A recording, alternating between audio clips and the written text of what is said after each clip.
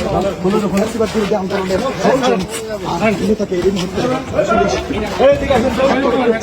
এবং সেই ধানমন্ডি থানার তিনি স্বয়ং পর্যন্ত টাকা কেন গ্রেপ্তার করলো? আপনি কলার ধরছেন কেন? কলার কেন ধরছেন আপনি? কেন কলার ধরছেন? আমরা কেন কি করছি?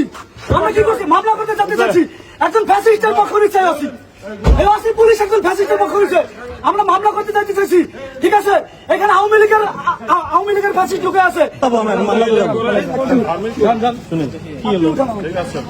বসো, যতক্ষণ পর্যন্ত